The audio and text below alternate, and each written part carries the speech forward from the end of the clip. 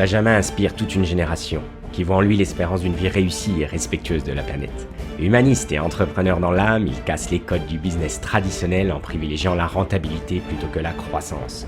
Il innove face au vide faquin perfusé au contenu LinkedIn et stimulé par des levées de fonds dont les médias raffolent. Place à l'autofinancement pour faire grandir plutôt que grossir votre petite entreprise et ainsi vous laisser du temps pour voir grandir vos enfants. En parallèle à son emploi, Benjamin a su tirer parti du web pour développer ses qualités d'artisan et devenir petit à petit indépendant financièrement. Il s'est aligné à ses convictions en produisant sa propre nourriture, il se déplace désormais à vélo et court le marathon en 2h40. Il ouvre ainsi de nouvelles perspectives pour le monde.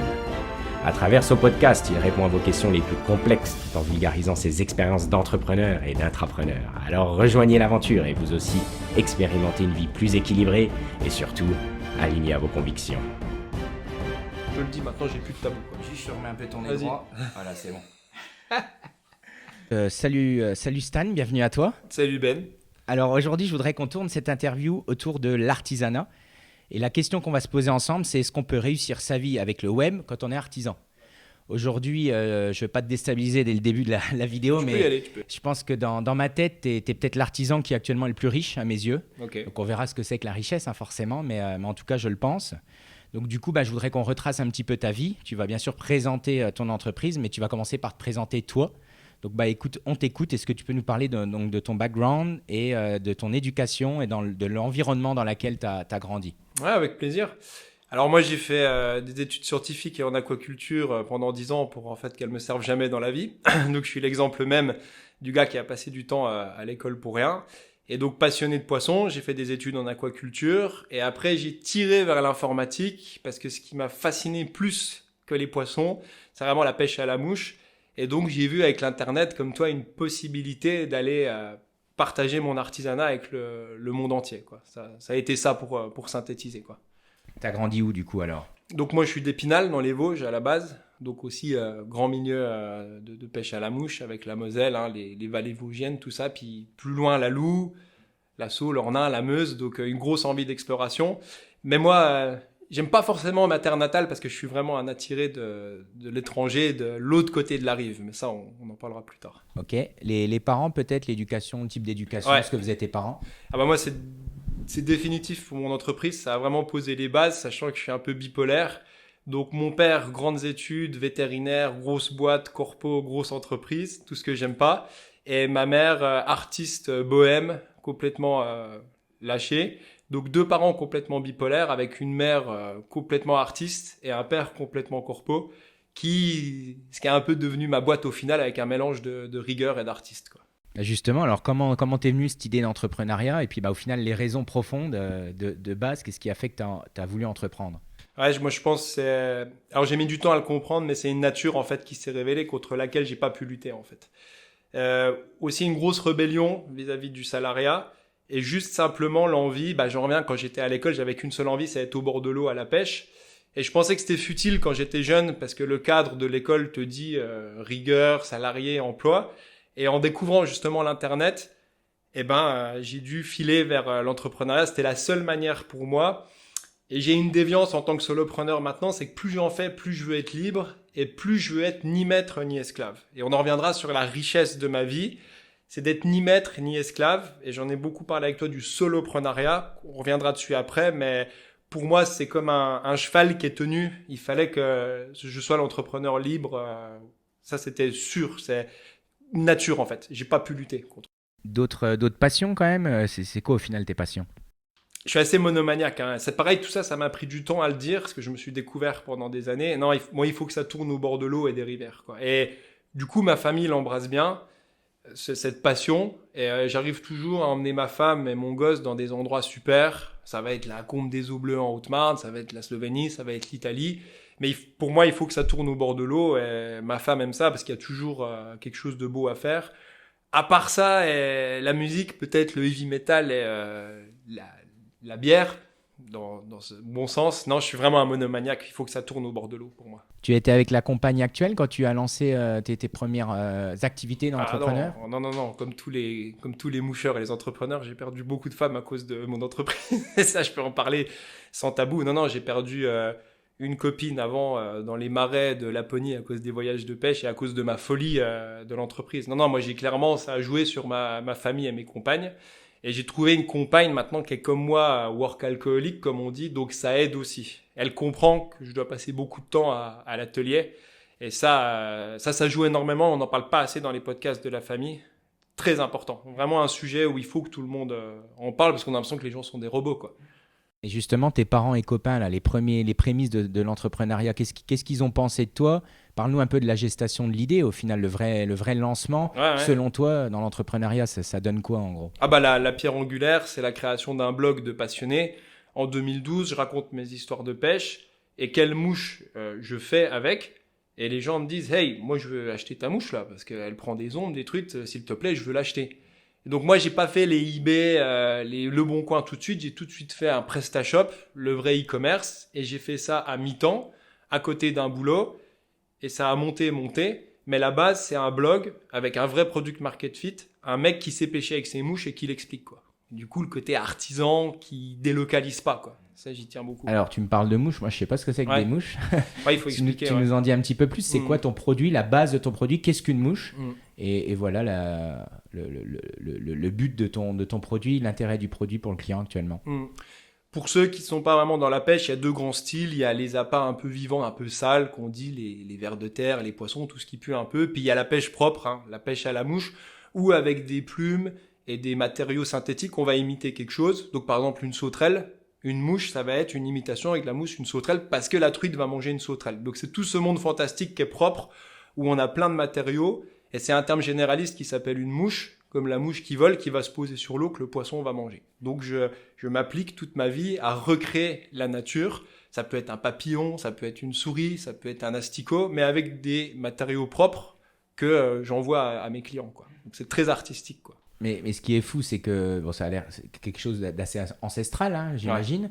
Ouais. Pourquoi toi, quand tu es arrivé, tu as réussi à avoir de la demande tout de suite? Quid de tous les autres qui ont eu la même idée que toi sur un sujet très basique, quoi, au final? Enfin, je veux dire, tu n'as pas inventé un nouveau produit au moment où tu es arrivé, de ce que j'imagine. Ça existait depuis très longtemps, c'est ça? Ah bah c'est même pire que ça. Bon, historiquement, la pêche à la mouche, d'imiter des insectes, ça remonte sûrement à l'an 1000 ou 1200 en Bulgarie. Ça, c'est le côté historique. Mais sur le côté business, toutes les semaines, il y a un mec qui essaye de faire ce que je fais. Et moi, mon explication, ce qu'ils n'ont pas compris, c'est que moi, j'ai synthétisé les choses. Là où tout le monde fait une collection de 1000 mouches pour faire du marketing, moi, j'en fais 50, mais avec des explications. Moi, je suis quelqu'un qui fait des mouches avec un guide. C'est toute la différence. Les gens, ils te donnent un catalogue, la redoute de mouches avec 0 explication, parce qu'elles sont faites au Kenya par des esclaves. Voilà. Alors que quand tu as un vrai artisan qui connaît, qui vit son produit, comme toi, tu vas être capable d'expliquer, ouais, voilà, cette taille de mouche-là, elle pêche à cet endroit-là, sur la Sorgue, sur la Seine. Je donne des connaissances avec mes mouches. Et c'est ce que tout le monde n'arrive pas à faire. Le catalogue, il suffit pas, quoi. Ok, et justement, pour te lancer, ça donne quoi au niveau investissement, financement, etc. Comment tu as fait les premiers mois, les premières années à ce niveau-là? Alors, j'ai une chance énorme, c'est un business à grosse marge. C'est pas pour ça forcément que je suis riche financièrement, mais on a un produit artistique, c'est comme un tableau d'art où on met un hameçon, une plume qui coûte quelques centimes et on vend ça quelques euros. Donc pour me lancer, il m'a juste fallu un étau à 50 euros, un bon PC Mac parce que je suis un peu geek aussi, ce qui m'a aidé, je suis bon en internet. Et en fait, ça m'a coûté 1000 euros de me lancer, le SIRET 0 avec un auto-entrepreneur. Et après, de la marge directement, puisque tu investis 100 euros d'achat, tu vas tout de suite faire 500, 1000 euros. Et après, ça se lance, sauf que c'est un micro-marché. Et c'est là qu'on va arriver au tamponnage du marché pour les artisans. Et justement, la formation dans tout ça, ok, tu as une appétence pour le web comme beaucoup de jeunes, encore actuellement ou à l'époque. Mais il faut un peu de formation quand même. Enfin, je veux dire, c'est pas donné à tout le monde aujourd'hui de maîtriser ne serait-ce que le moyen de paiement, etc. Comment tu as appris tout ça? Moi, j'ai vraiment fait du minimal optimal où c'était juste la plateforme minimum PrestaShop avec beaucoup d'informations sur YouTube. Donc, beaucoup de vidéos d'informations et un terminal de paiement simple sur un PrestaShop ou un WordPress. Donc, j'ai jamais eu besoin d'être un super geek avec des codages, des choses compliquées. Ce que je voulais, c'est que le client ait convertisse sur une plateforme le rêve que je lui avais vendu en réalité. Donc, j'ai pas eu besoin d'être un gros geek et c'est pour ça que tu sais que je suis assez primitif avec un PrestaShop, un WordPress. Je cherche 5 minutes comment brancher PayPal et la carte bancaire. Et le reste, j'arrive à convaincre les gens de la qualité et ils déclenchent presque l'achat tout seul, quoi. Donc aujourd'hui, alors, tu te définis plutôt comme un artisan ou plutôt un entrepreneur? Parce que j'ai l'impression qu'il faut quand même la double casquette. Mais quand je discute là un petit peu avec toi, tu as l'air plus passionné comme un artisan, voire même comme un artiste, quoi, j'ai l'impression, non? Ouais, bah ça c'est une longue discussion qu'on a eue avec toi sur l'artisanat et l'entrepreneuriat et surtout maintenant les thématiques de scale. Ça c'est très important. Et moi j'ai une entreprise qui a grossi, mais à un moment je me suis rendu compte que je ne voulais pas embaucher pour ne pas me diluer. Donc je me suis pris pour un entrepreneur, mais comme le dit Oussama Hamar, un entrepreneur il a du scale.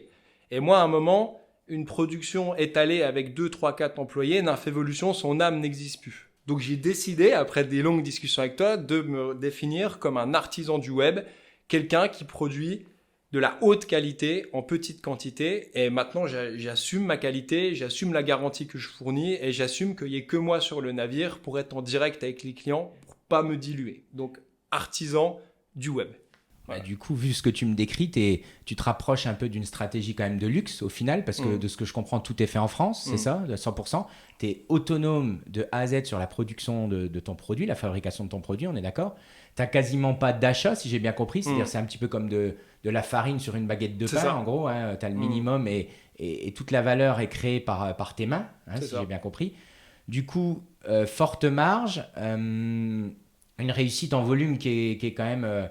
qui est somme toute intéressante. Aujourd'hui, tu en vis de cette entreprise ou pas? Ah oui, ça fait maintenant 5 ans que j'en vis pleinement et surtout, j'ajoute, parce que ça se dit jamais dans les podcasts, 100% financé par la passion des clients. Ni ma femme, ni ma famille, ni un copain, ni personne n'a jamais injecté un centime dans Nymphévolution. Et ça, c'est une grande fierté pour moi.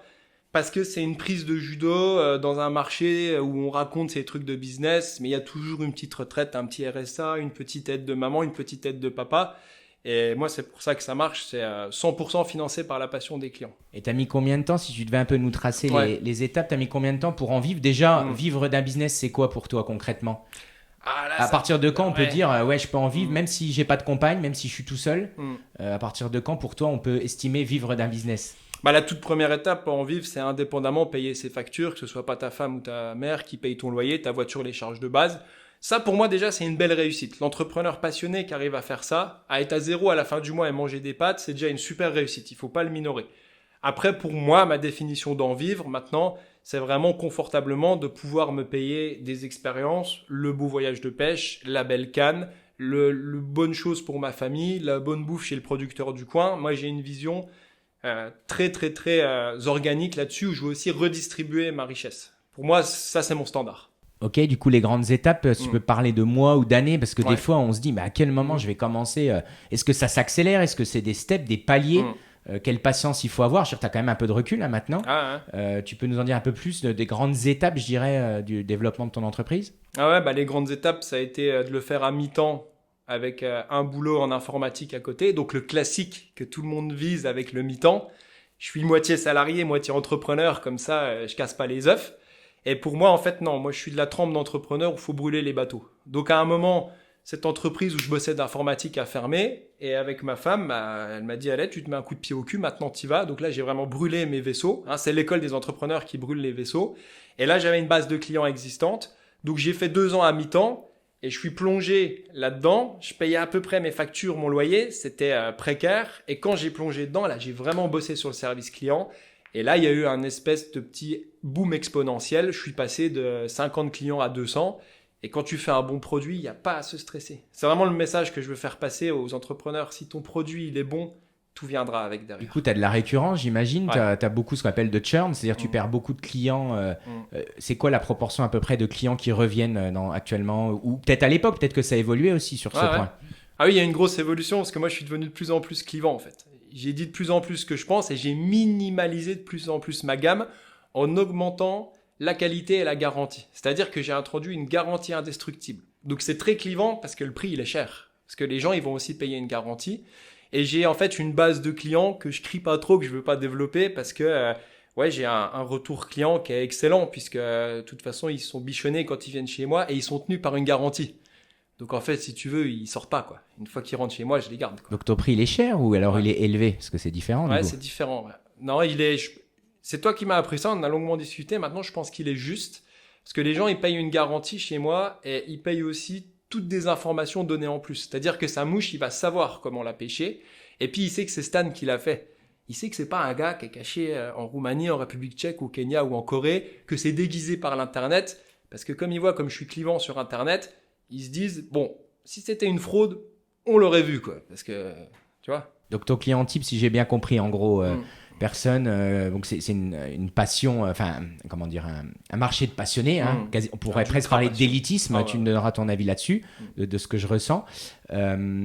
Comment ça fonctionne, quoi? Je veux dire, le client type, c'est quoi? T'apportes une valeur supplémentaire à tes concurrents, de ce que je comprends, notamment avec la taille de ta structure. Le client, il fait quoi? Il se dit, moi, je vais aller en Nouvelle-Zélande, je pars dans 15 jours, j'ai besoin que tu m'aides. Qu'est-ce qu'il te pose comme question concrètement? Ouais, le client type déjà, c'est celui qui veut pêcher avec des mouches efficaces et pas belles, qu'il a compris qu'il va devoir bosser lui-même et prendre les infos que je lui donne pour les mettre en application. Donc déjà, je vends pas du rêve. Le mec, il va devoir bosser. C'est ça mon client type. Et après, on va désigner ensemble une collection de mouches pour la Nouvelle-Zélande ou la Bretagne. Mais c'est lui aussi qui va devoir bosser. C'est là où je suis clivant, parce qu'il y a des clients qui aiment pas et ils disent non, j'ai pas envie de faire les efforts. Et moi, j'ai l'honnêteté de lui dire, écoute, moi, je te fournis les mouches, mais je pourrais pas chaque seconde être au bord de l'eau avec toi pour faire la bonne dérive et le bon truc. Moi, je suis là pour les mouches, pour te donner les infos théoriques. C'est à toi d'y aller en pratique. Et les gens qui mordent à ça, souvent, adorent parce qu'ils voient du résultat, en fait. Et du coup, ça prend du temps, j'imagine. Moi, ce que je vois, c'est qu'à chaque fois que je t'appelle, tu es toujours à la pêche, toujours au bord de l'eau. Je me demande même quand est-ce que tu travailles. Donc, et c'est dans ce sens aussi que je disais que tu es un des plus riches que je connaisse, parce que je sais que c'est pas fake. Hein. On a fait une partie du chemin il y a quelques années sur ce business. Est-ce que aujourd'hui, comment tu gères justement ce temps au téléphone avec ton client? À quel moment tu dis bah stop, non, là j'ai pas le temps, je vais à la pêche? À quel moment tu passes une demi-heure avec ton client qui part en Nouvelle-Zélande? Comment tu gères ça au final? Comment tu mets ton curseur à ce niveau-là? Bah justement, avec les années, j'ai fait du scale de connaissances. Donc ma chaîne YouTube est en fait un énorme tutoriel où la personne va comprendre la méthode pour arriver sur mon site qui a une page de paiement, et j'ai passé des heures à lui expliquer. Alors les clients viennent en général avec une sélection parce qu'ils ont compris. Et s'ils sont proactifs, je réponds avec plaisir. S'ils ont déjà l'envie de comprendre la gamme avec les lestages, tout ça. Mais c'est vrai que la personne de base qui arrive, qui me dit hey, « salut, j'ai besoin de mouches », j'avoue que maintenant j'ai de plus en plus de mal à répondre parce que c'est à lui aussi d'aller faire la démarche, et peut-être qu'il se retrouvera pas dans les produits d'Infévolution s'il attend de moi comme un messie qui va lui mettre les truites dans l'épuisette. Et c'est là où je suis clivant, mais au moins à long terme c'est gagnant pour tout le monde, quoi. Donc choisir, c'est renoncer. Toi, tu fais le choix de renoncer clairement à des clients, hein, si j'ai bien compris. Ouais. Donc ton client type, c'est quoi là concrètement? Si on peut parler de CSP, peut-être de panier moyen, si tu veux bien nous le donner, ou avoir une idée, parce qu'on se rend pas compte. Une mouche, ça coûte combien? Voilà, si tu peux nous en dire un peu plus comme ça.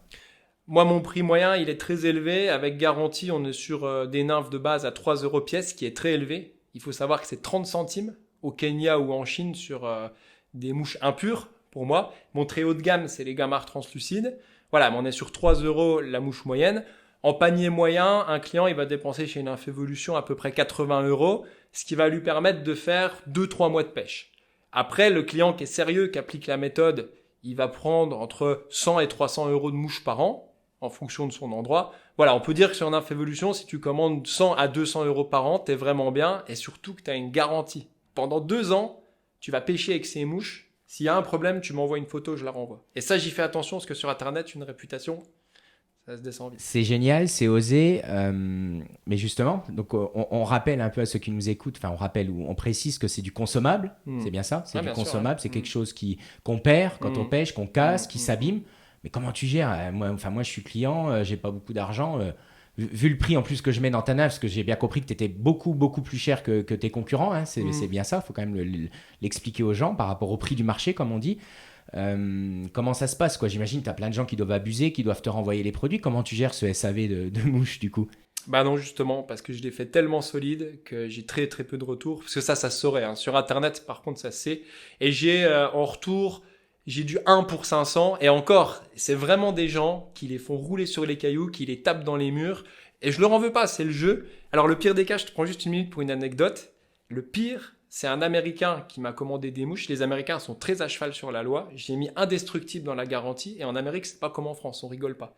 Il m'a envoyé un mail, et il m'a dit « Stanislas, j'ai pêché 65 truites arc-en-ciel avec ta mouche, je t'envoie la photo. Je ne peux pas dire qu'elle est cassée, elle est dans un sale état, mais elle prend encore du poisson. Voilà, j'ai tout résumé. Le mec, il a pris 65 truites avec, à un moment même mal intentionné, il se dit, je peux pas l'accuser, j'ai pris tellement de poissons avec. Voilà. Et là, moi, je dors tranquille. Et ça, je sais que ça se sait sur le milieu, c'est un tout petit milieu. Donc là-dessus, il n'y a pas de problème. C'est très fort. Moi, je crois beaucoup à ça. J'appelle ça stratégie FACOM à l'époque, garantie à vie. Decathlon, je pense à Decathlon, l'a fait sur ses vélos avec garantie à vie ou certains garanties 10 ans. Souvent, on en a peur, surtout quand on est un petit entrepreneur. On a peur du jour au lendemain de devoir rembourser des gens. Alors qu'en perception, en effet, waouh, c'est quand même énorme et il n'y a pas tant de monde qui ose le faire, franchement. Y compris les gros qui ont les moyens, justement, ils ont peur, je sais pas. Mais c'est quelque chose qui n'est pas courant, toi, tu as osé le faire. Et en plus, du coup, tu nous confirmes que clairement, tu es largement gagnant, j'imagine, par rapport aux quelques mouches que tu as dû renvoyer en une année, c'est ça? Bien sûr, puis de toute façon, c'est un faux secret parce que c'est quelqu'un que tout le monde sait, mais personne n'osera le faire. Personne n'osera le faire parce que les gens, ils savent pas le prix que ça coûte de faire une mouche solide. J'ai le fil le plus cher du marché, les meilleurs vernis. Et c'est ça qu'après, quand ils essayent de faire comme moi, ils se disent « Ah, mais à 5 € la mouche, je comprends. » Parce que les matériaux sont excellents. Là, au prix là, je peux pas transiger sur les matériaux. Tu peux pas faire une garantie. Facom, sur le métal, ils peuvent pas transiger. Tu vois. Ouais, ça c'est clair. Hein.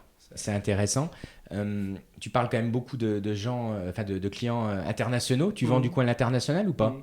Alors, j'ai eu, pour me lancer, une grosse partie au Royaume-Uni, parce que j'ai bossé en Écosse. C'est un marché assez facile pour les Français, parce qu'on pêche bien. Mais je t'avoue que je me suis recentré sur ma pêche de cœur. Maintenant, je suis à 80% en France, 10% Suisse, 5% Belgique et 5% reste du monde, Afrique du Sud, Nouvelle-Zélande. Mais j'ai choisi de me reconcentrer sur les Français. Et là, je vais être très chauvin parce que c'est des gens qui savent pêcher. Vendre des mouches à un mec au Royaume-Uni sur un parcours privé, je vais lui faire des merdes violettes, ça m'intéresse pas, je te le dis honnêtement. Par contre, le mec qui va pêcher la sorgue ou la dordogne, qui a envie de pêcher, de prendre du poisson difficile, de faire une sélection, ça me fait plaisir. C'est là que tu parlais de richesse, c'est aussi ça ma richesse, de parler à des passionnés comme toi. Ça c'est kiffant dans un boulot. D'avoir un client à qui tu peux parler, quoi. Aujourd'hui, tu me parles encore une fois beaucoup d'international, de clients. Tu dirais, notamment, du coup, on va penser aussi aux écosystèmes, à l'évolution de ce qui se passe en France, les rivières, etc. Sans rentrer trop dans le détail technique, tu dirais, c'est quoi la proportion de clients aujourd'hui qui partent pêcher à l'international avec tes mouches? Une vague proportion, je ne me rends pas compte. On est sur un cauchemar là, hein. Depuis 5 ans avec la chute de la qualité de la pêche en France. Pour faire simple pour nos auditeurs, en France, c'est là où les poissons sont les plus difficiles parce que les rivières sont polluées. Donc on a une fuite des clients riches à l'étranger. Et moi, je suis dans un paradoxe parce que mon business, il augmente à cause de ces gens qui vont en Bosnie, en Suède, aux USA. Mais en attendant, ils fuient notre pays qui est une terre de pêche à la mouche. Donc je suis complètement dans un paradoxe. Et c'est clair que les gens riches peuvent se payer des voyages. Ceux qui achètent de la haute qualité, c'est une certitude. Voilà. Donc, en proportion à peu près, très grossièrement, combien? Ouais, je suis quand même sur moitié des clients qui sont régulièrement en voyage. On est sur du 50-50. Ah ouais, c'est énorme. Ouais, c'est énorme. Ah ouais, là, en empreinte carbone, là, c'est un vrai sujet. Pêcheur passionné, une technique de pêche très archaïque. C'est quand même, je pense, les plus passionnés des pêcheurs, ceux qui pêchent à la mouche. Hein, c'est un peu, c'est de l'art, hein, on peut le dire. C'est très noble d'ailleurs. Mais aujourd'hui, ils pêchent, ils prennent l'avion régulièrement, c'est ça, pour pouvoir aller... c'est ça, c'est un paradoxe, parce que tu es dans une passion la plus écologique qui soit, tu es capable de comprendre un insecte au fond de la rivière, et tu vas cramer 1 million de points carbone pour aller en Nouvelle-Zélande. On marche sur la tête, quoi. Pour niquer tes rivières, tu vas aller pêcher en Nouvelle-Zélande en polluant. Ça commence à en parler. Hein. Moi, j'ai fait une conférence où ça a été abordé, alors qu'à l'inverse, avant, c'était les autres qui venaient en France. C'était les Américains et les Australiens qui venaient à Goumois.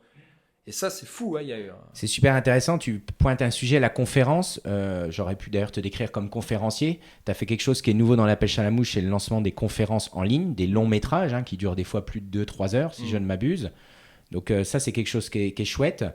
Alors, c'est peut-être un peu osé et cash que je vais te dire, mais on dit souvent... Tu voles un peu la fame de certaines personnes connues en France. Ça, c'est une force que tu as. Ça se fait dans certains business, mais dans la pêche à la mouche, je pense que jamais personne n'y avait pensé. Tu vas aller auprès des gens les plus connus, les prescripteurs, quelque part les leaders d'opinion, je dirais même les influenceurs, parce que même il y a 20-30 ans, on influençait. Au bord de l'eau, on va croiser telle personne qui est meilleure que les autres, etc. Aujourd'hui, c'est ce que tu fais, ça te donne une crédibilité, donc ça c'est super intéressant, les choix que tu as fait, c'est quand même un investissement pour toi, hein, vu que tu vas interroger des gens, d'ailleurs tu vas nous en parler, logistiquement comment tu gères, enfin c'est pas donné à tout le monde d'aller interviewer des gens, de le diffuser sur YouTube avec une qualité quand même vraiment intéressante, Parole de Moucheur, hein, on peut citer le nom. Tu as une grosse valeur aussi, tu en as peu parlé sur les voyages, enfin moi quand je parle avec toi j'ai l'impression que tu es le consultant en France, franchement, actuellement tu es le consultant en France. Pêche à la mouche quoi, donc ça peut faire rire les auditeurs, mais la pêche à la mouche c'est noble, c'est un art. Je compare ça un petit peu au golf moi, ou peut-être à la chasse à l'arc, ou des aux arts choses martiaux comme ça. ou des choses comme ça. Donc tu peux m'en dire un peu plus sur tes choix, ce que tu as quid de ces conférences, tu m'en dis un petit peu plus, et du coup et tes voyages aussi dans la continuité, tes connaissances là-dedans. Bah, je peux pas te vendre du rêve. Moi, je suis un gros égomaniaque de ma passion et tout est drivé par ma passion. Donc, en fait, ces conférences, c'est déjà des archives pour moi pour les réécouter. Donc, je me les réécoute en secret, les meilleurs passages, tu vois. Je réécoutais l'autre fois Daniel Rojon qui nous parle de la Nouvelle-Zélande, tu vois, un peu. Donc, je l'ai fait déjà pour moi et j'ai vu que ça apporte tellement aux gens. J'ai eu tellement de messages des gens qui m'ont dit, putain, mais j'ai regardé 3 heures de tes discussions, ça a changé ma pêche à la mouche. C'est fort, hein. Comme dans n'importe quel sport, quand on te dit ça m'a changé mon running, ça m'a changé mon tir à l'arc après 3 heures de discussion, là je me suis dit c'est fort de café. Et ce serait égoïste de ne pas partager mon réseau, parce que j'ai un réseau énorme, j'ai connu des bons pêcheurs et j'ai une pro team qui est bonne. Et par contre c'est du boulot de les mettre derrière la caméra parce que c'est des chevaux sauvages, quoi. C'est de les tirer de l'eau, des Cédric Nolin, des Anella, des Saumarez.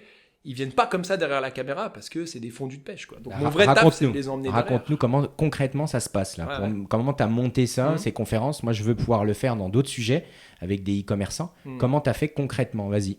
Ah, franchement, le vrai travail, c'est sur les emplois du temps, quoi. Ils sont toujours motivés. Comme tu auras un bon contact avec ces gens, je prends l'exemple de Cédric Nolin pour moi, qui est un bon ami. C'est surtout de les placer dans l'emploi du temps, parce que je pense que ça, c'est dans tous les domaines. C'est tellement des passionnés qu'avec leur famille et leur passion, c'est juste une histoire d'emploi du temps.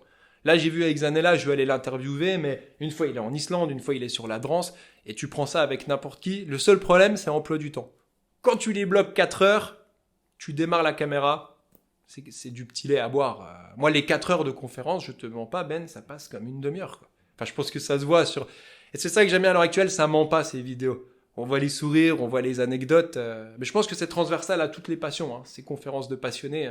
Tu nous parles un peu de la logistique, des coûts concrètement. Donne-nous une journée type là, quand tu pars à l'autre bout de la France les interviewer. Comment ça se passe? Comment tu gères?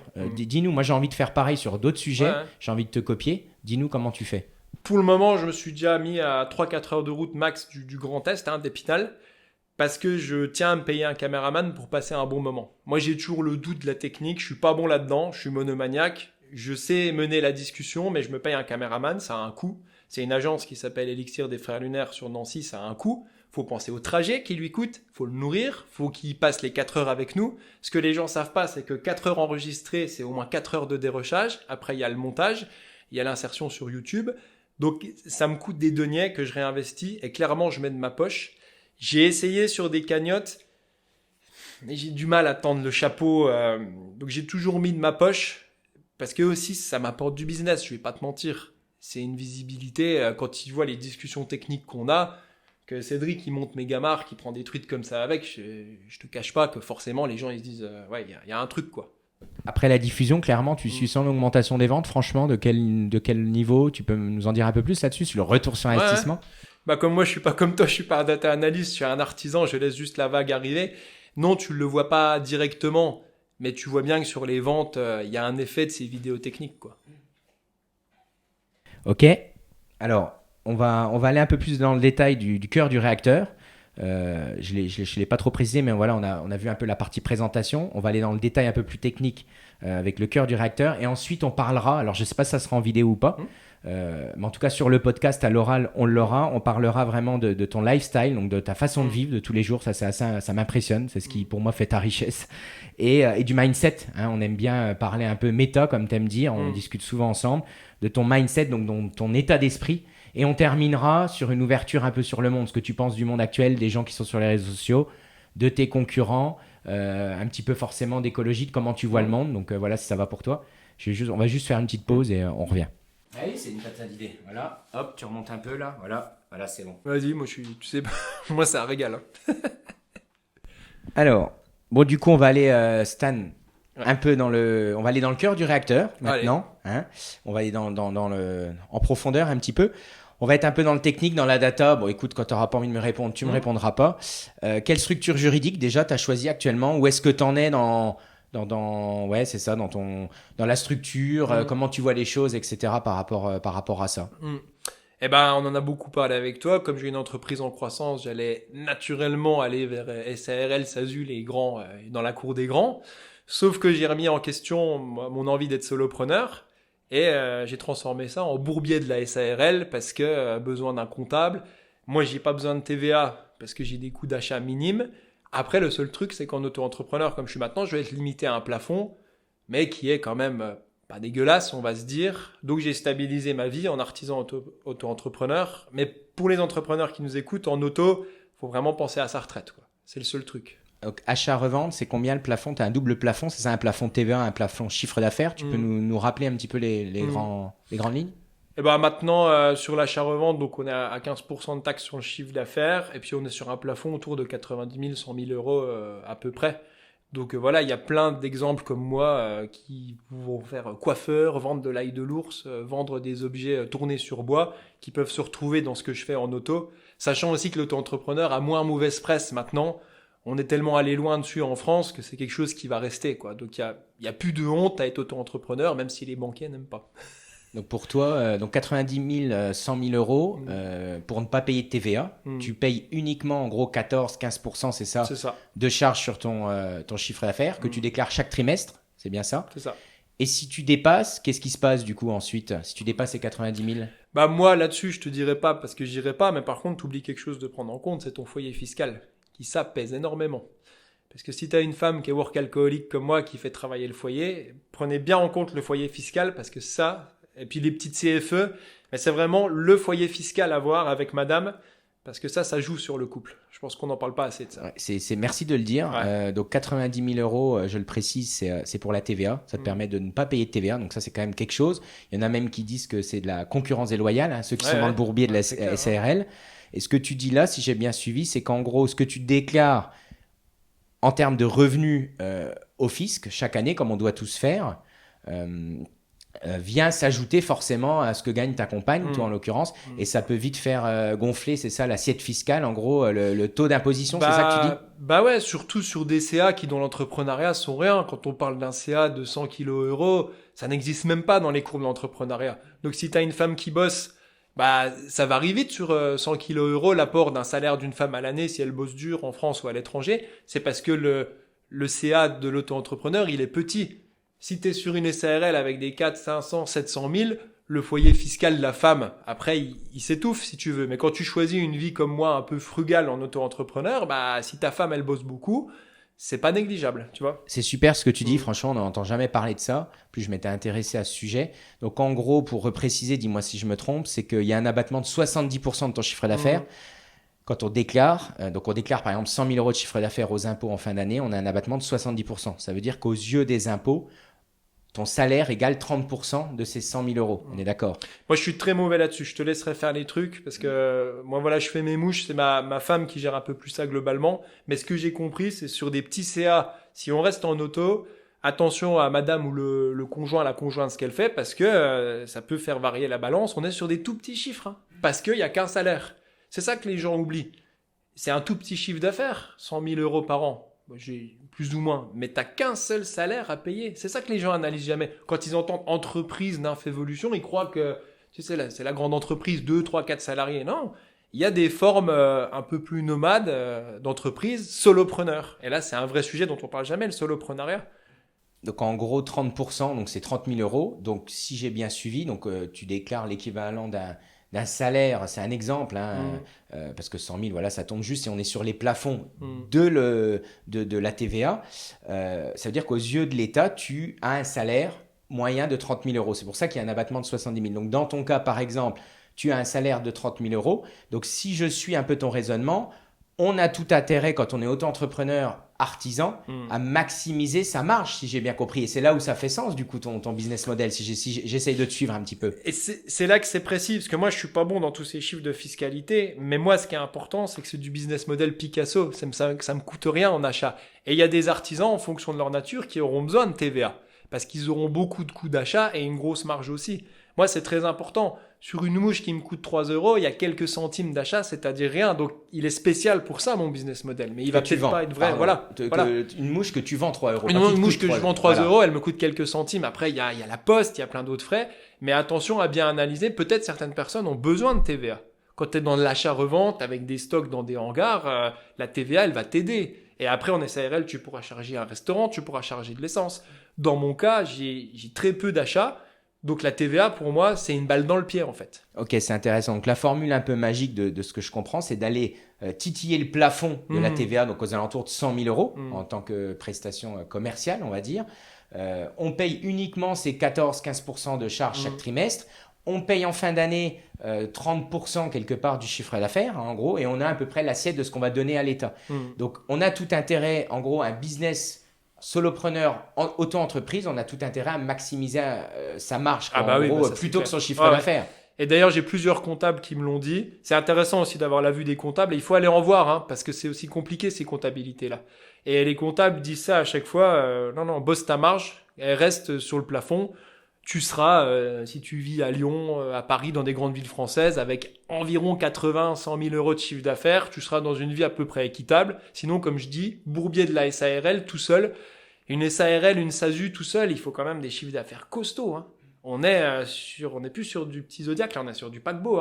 400, 500 000, mais c'est un carreleur de base. À Paris, une entreprise de BTP, 500 000, elle les fait comme ça. Ok.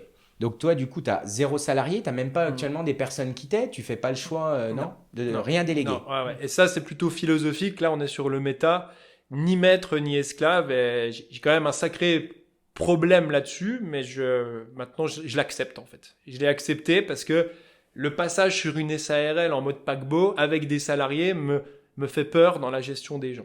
J'ai vraiment un rapport à l'atelier intime, quoi, si tu veux. À la rigueur, ta friction, ta crainte actuellement, c'est la paperasse, si j'ai bien compris au final, c'est ça ? Ah oui. Pour les artistes, je pense, moi, tous les gens qui sont vraiment artistes, qui vivent de leur émotion, la gestion, c'est un enfer. Et d'ailleurs, c'est ce qui a niqué beaucoup de boîtes d'artistes, que tu as un talent de l'or dans les mains, mais mauvais gestionnaire. Et ça, on n'en parle pas assez souvent. Il faut être un minimum gestionnaire si tu veux être un bon entrepreneur, sinon tu coules le bateau. Ouais, c'est intéressant là.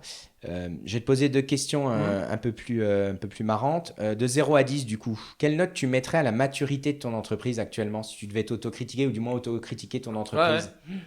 Au niveau de la maturité, elle est belle, je l'ai beaucoup maturée. C'est vraiment un beau fruit. C'est une belle bouteille de whisky qui a déjà bien vieilli. Et je la mettrais à 8 vraiment, parce que les derniers points, c'est du méta, quoi. À gagner, ce sera vraiment des super produits, du super service client. Mais je suis à 8 sur 10. En maturité, j'ai beaucoup bossé.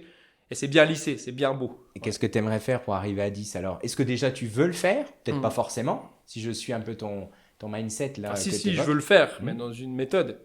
Dans un service client exceptionnel, encore plus que ça. Regarde, hors caméra, on va pas se mentir, tout à l'heure, je t'ai offert une boîte que je fais en cadeau aux clients. Donc, tu as vu que c'est une boîte qui me coûte 5 euros, taillée au laser avec une grosse truite.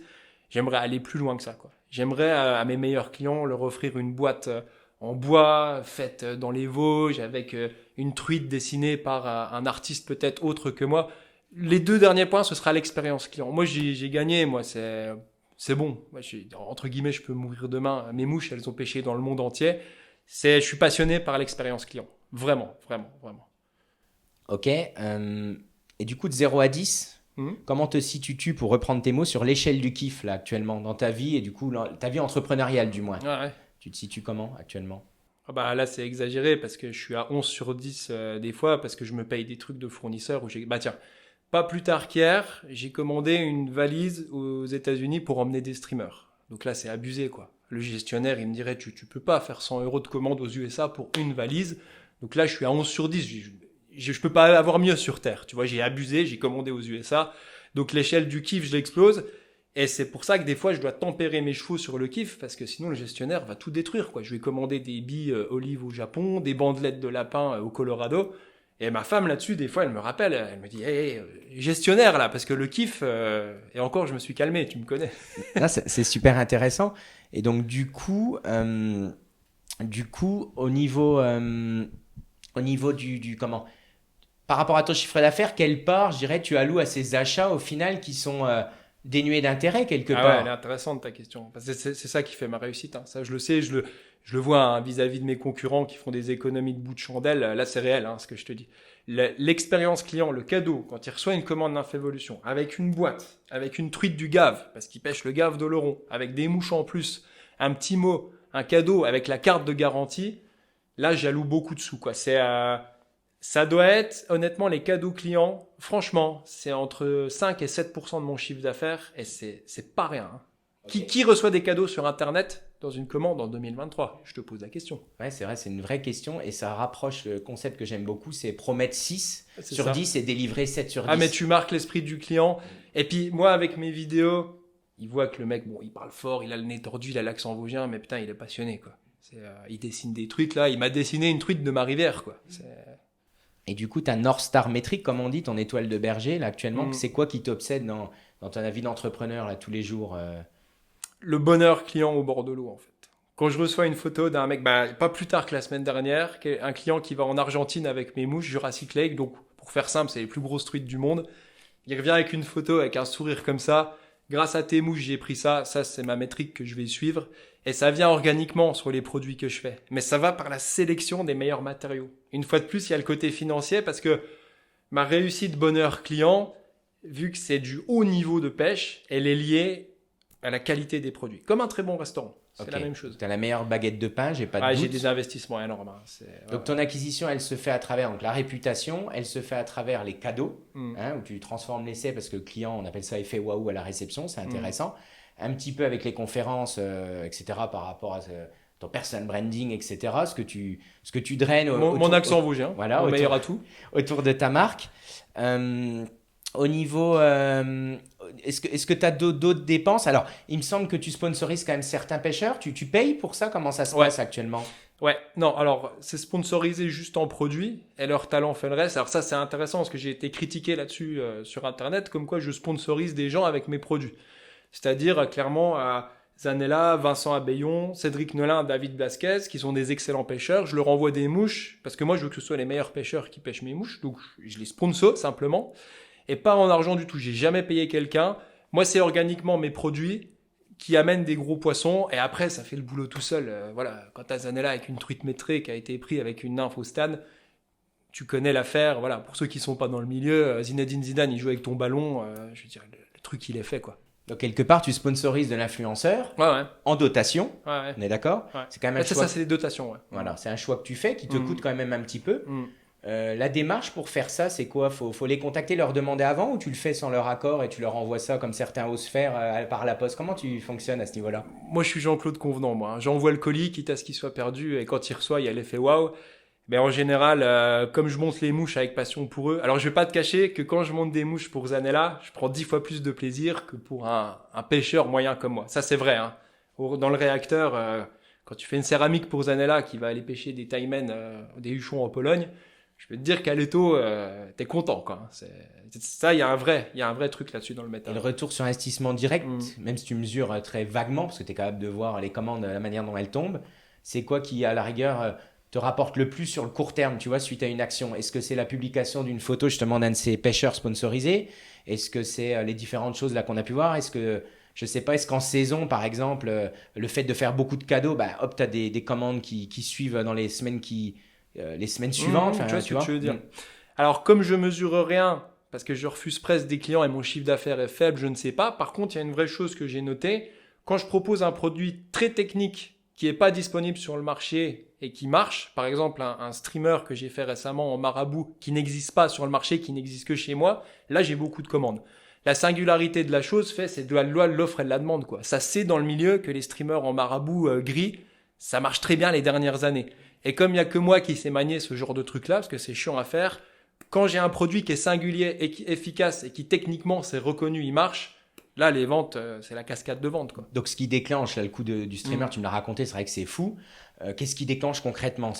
On n'a pas parlé d'emailing, de réseaux sociaux, qu'est-ce qui déclenche? C'est sur plusieurs réseaux, pendant des mois, j'en ai fait la pub organique sans faire exprès, avec moi, des copains à moi qui prennent plein de gros poissons avec cette mouche, et j'en parle pendant 6 mois, donc ça fait monter la mayonnaise.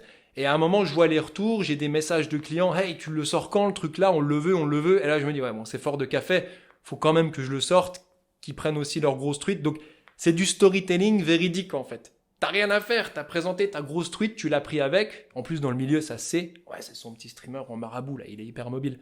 À un moment, t'as tellement d'appels du bras des clients, tu mets le produit en ligne. Tu vois même des gens qui s'étaient jamais inscrits qui viennent, et ça, c'est fort, quoi. Tu vois Jacques Dupont qui s'est inscrit, qui prend juste le produit là, tellement il est bon.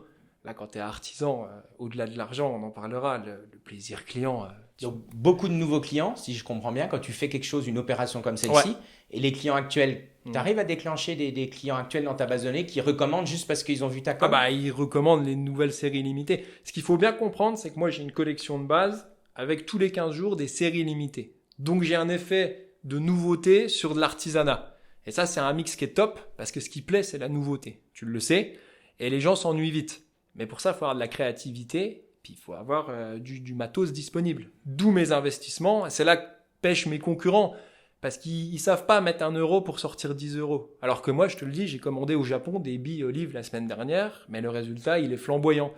Singularité. Je fais des choses tellement singulières que la concurrence, ils sont là, non mais laisse tomber, pour le rattraper, je vais me trucider, quoi. Donc beaucoup d'éditions limitées. Et comment t'informes alors tes clients? Comment tu fais concrètement pour que quand tu sors ta série limitée, boum, les commandes, tu dis des fois vulgairement, putain, j'ai les commandes qui pissent. Tu me dis souvent ça quand on est ensemble ou au téléphone. Donc comment t'informes tes clients aujourd'hui que tu sors tes nouveautés? Ouais, ça c'est super intéressant, ouais. Parce que depuis que j'ai une bonne base de clients, disons 100, 300 clients actifs, donc emailing, Brevo, Sendinblue, les classiques. Et du coup, les derniers mois, je fais même plus d'email parce que j'ai tellement de réseaux sur YouTube. Donc c'est quelques milliers d'abonnés, mais à mon échelle c'est énorme, que sur le streamer, juste la vidéo YouTube me déclenche une 50aine de commandes. Donc c'est cool parce que je fais même plus l'email, je fais la vidéo. Après, je fais attention à faire une email pour les personnes un peu plus âgées. J'ai une base de clients qui a 55 ans en moyenne, donc je les préviens quand même qui ratent pas le coche, quoi, si tu veux. Mais sinon, YouTube, en fait c'est génial parce qu'une vidéo gratuite sur YouTube, ça se répand viral, quoi. Ça c'est top. Donc au final, ce qui est le plus différenciant chez toi, c'est l'édition limitée par rapport aux concurrents. Il y a personne d'autre qui fait ce que tu fais au final. Non, ils font pas ce que je fais parce que de un, il faut la créativité. Et en France, on aime bien faire ces modèles classiques, ça peut, son Sage, sa Fuzz Tail, et la refaire. Alors que moi, j'explore des horizons. Je suis aussi un pêcheur d'ombre, je suis un pêcheur de réservoir. Donc moi, j'ai tout un monde différent. Et j'ai pas cette fierté du moucheur français qui dit alors il y a que la Fuzz Tail qui marche. Non, il peut y avoir des petits têtards, des petits gamards, des petites ablettes, des petites mouches violettes à ombre. Donc c'est ma créativité, mais une fois de plus, les matières premières que je détiens, les mecs quand ils vont faire des commandes, sachant que c'est pas des commandes de gros, t'imagines. Donc je commande en direct au Japon, en Slovénie, des hameçons spéciaux, ça me coûte une blinde, mais j'ai une nouveauté constante, quoi. Donc, donc tu innoves beaucoup, il y a de la recherche-développement un peu quand même, parce que tu es sur le terrain, parce que tu as beaucoup de temps aussi pour ta passion, hein, on le verra dans l'autre partie, justement, c'est là où c'est intéressant. Mais du coup, j'imagine dans tout ça, alors tu es en train de me dire que tu fais des marges quand même plus que conséquentes, qui te permet d'ailleurs de bien en vivre. Tu innoves sans arrêt avec des éditions limitées. Ça déclenche des commandes dans la foulée. Donc, quelque part, tu as quand même un levier de scale, un levier d'acquisition, comme certains vont dépenser sur les réseaux sociaux.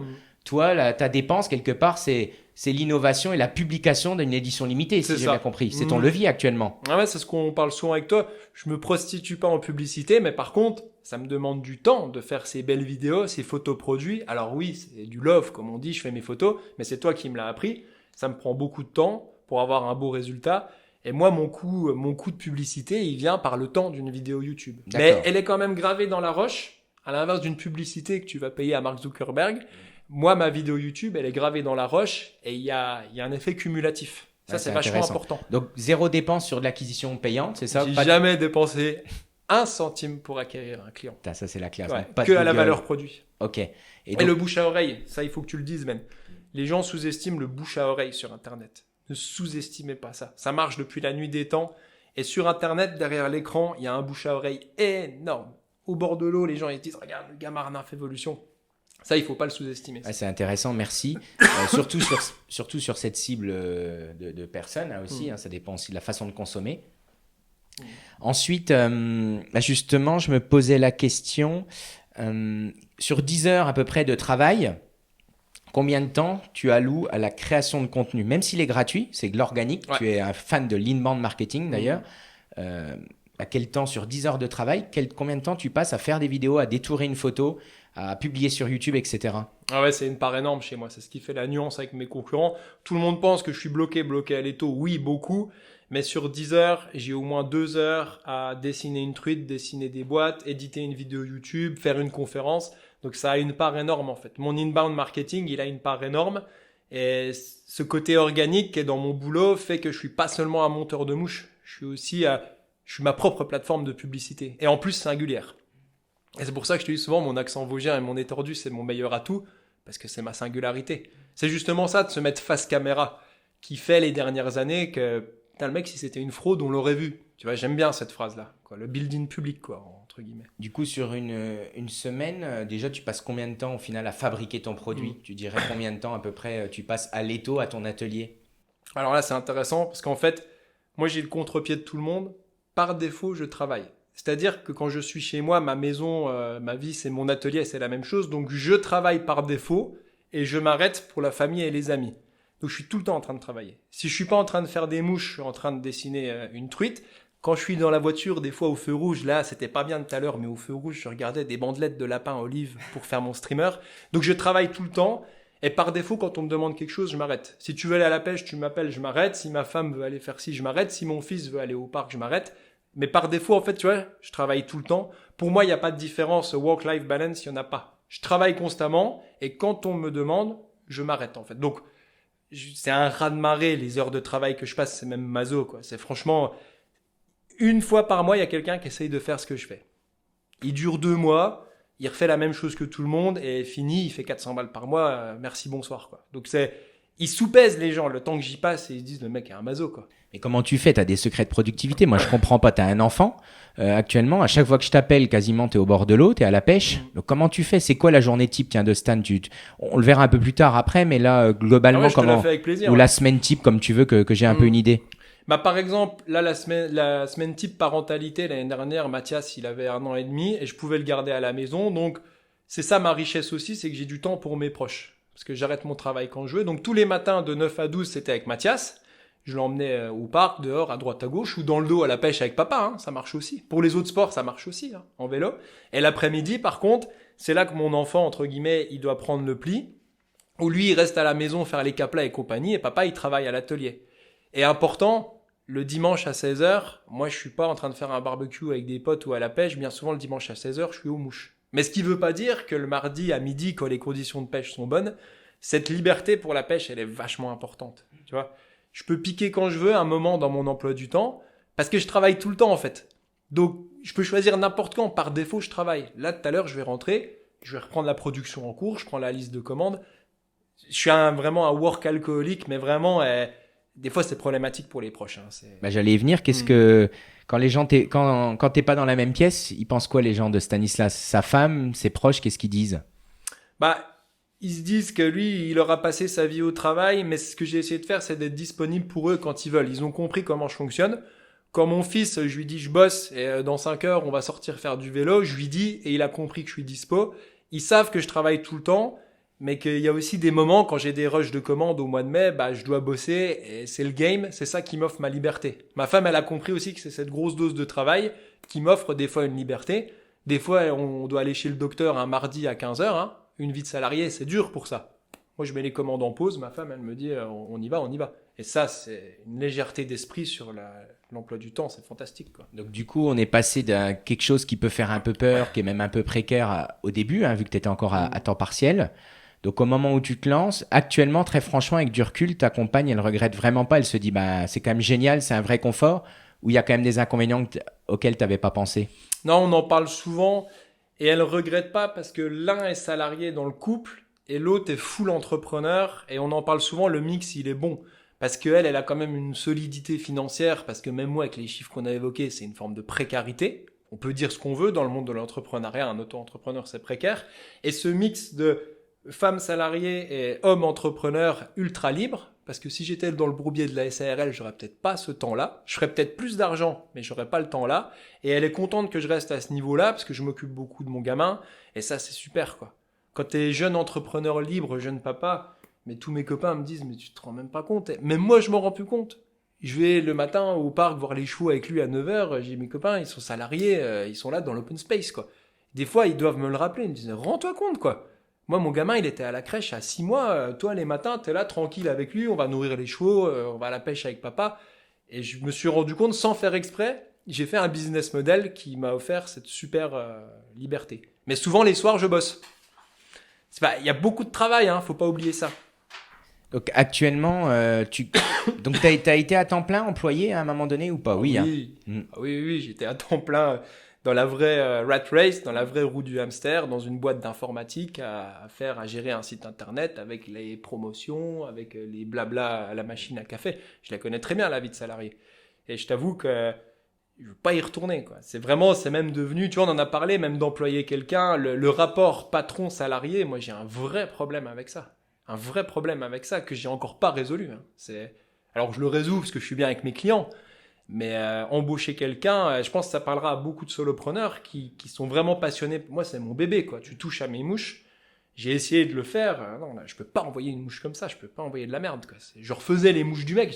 Je peux pas, je dormirais pas la nuit, quoi. Si le client il a la mouche, toi t'as une entreprise, tu sais ce que c'est. Si t'envoies un ballon de rugby qui est mal patiné, je te connais, tu dors pas la nuit. Tu vois, l'amour client. Et donc actuellement, en tout cas sur le papier, etc., clairement, tu gagnes mieux ta vie qu'à l'époque ou quand même pas autant? Je veux dire, aujourd'hui, est-ce que financièrement parlant, on peut se dire que le défi, il est de faire ces 100 K en auto-entreprise? Est-ce que, mais avec 100 K, avec tout ce qu'on a évoqué, un peu de fiscalité, tout ça, on peut quand même mieux vivre financièrement parlant ou dans tous les cas, non, ça sera quand même compliqué? Honnêtement, si on prend ville classique française, tu prends un Lyon, Nantes, Nancy, un gros classique, sur un CA annuel de 100K, on va pas se cacher, tu feras un petit salaire de salarié classique. Par contre, tu auras une liberté énorme et dans ta passion, la pêche ou n'importe quelle entreprise, tu auras beaucoup d'investissement pour toi. Moi, j'ai une collection de matériel de montage qui est incroyable, mais surtout la liberté. Moi, je mets surtout maintenant la liberté, surtout la flexibilité en avant du curseur parce que je bosse beaucoup, mais je suis flexible. Et c'est ça qui change tout. Pour mon gamin ou pour les conditions de pêche. Quand j'ai les commandes en cours, mais ça, c'est toute une éducation au client que j'ai fait. Je vous dis, moi, je suis un artisan. Il me faut 4 jours pour faire ta commande. C'est assumé. Si t'es pas content, va chez AliExpress. Et ça, il faut l'assumer parce que sinon, tu te fais mal à long terme, quoi. Faut choisir. À un moment, tu es un artisan ou, entre guillemets, tu es un esclave dans un atelier. Désolé d'être cru, mais à un moment, il vaut mieux choisir ça économisera du temps aux gens, quoi. Alors, on va continuer un peu dans la partie lifestyle. On a déjà bien entamé. Je vais te poser la question. Tu parles beaucoup de workaholic. J'ai cru comprendre que ta compagne était aussi dans la même dynamique, même si elle est employée. Du coup, comment tu gères la déconnexion? T'as pas des moments comme ça de moins bien où tu as besoin un peu de déconnecter? Raconte-nous un peu les creux de vague de Stan. Ouais. Alors, super important, quand je suis à la pêche, par exemple, mode avion, ça c'est non négligeable. Quand je suis à la pêche, et c'est pareil, pour ceux qui font du running, du vélo, c'est la même chose. Mode avion, il faut que ta conjointe te permette d'être 2, 3, 4 heures déconnecté. Si on n'est plus capable de faire ça, pour moi, ça c'est la limite ultime, quoi. Le Facebook qui sonne au bord de l'eau, insupportable, quoi. Donc j'ai ça comme déconnexion.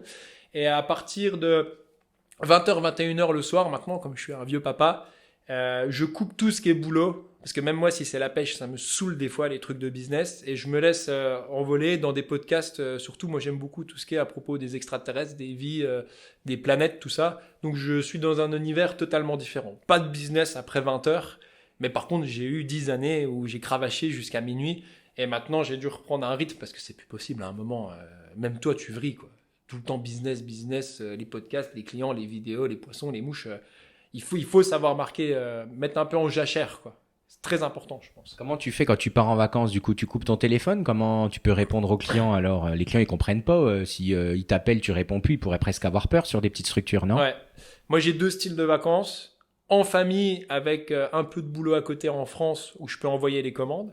Et je bosse à l'hôtel ou au camping, parce que je travaille sur 3 mètres carrés. Et là, je laisse le site tourner, je dis rien.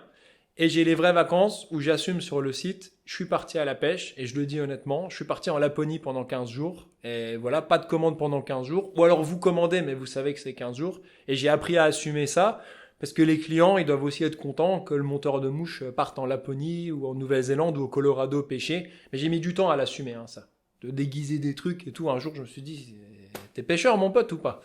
Donc, c'est tellement classe, là, ce que tu dis, tu vois, c'est ce qui fait que pour moi, aujourd'hui, t'es riche.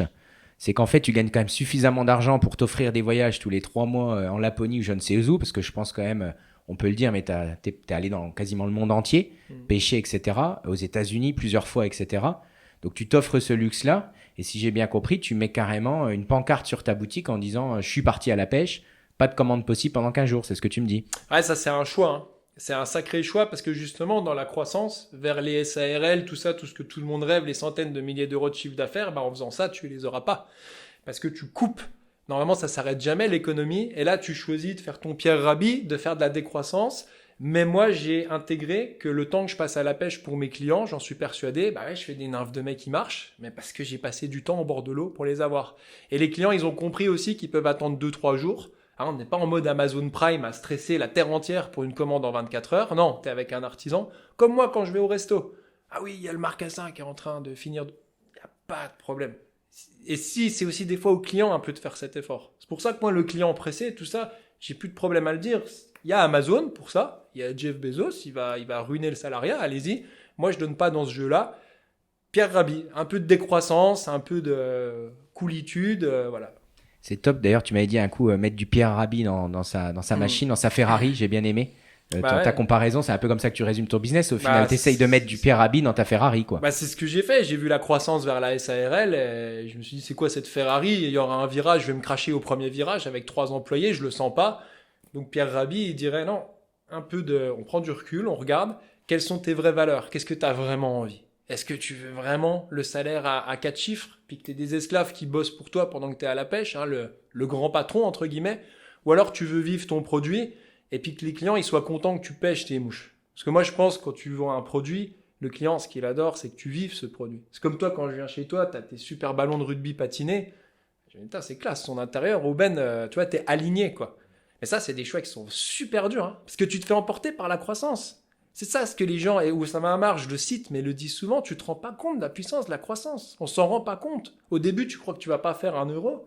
Après, ça défile. Quand ton produit, il est bon, y a du monde au portillon. Hein, Tu parles souvent de sobriété luxueuse, j'aime bien ça. On consomme peu, le moins mais mieux.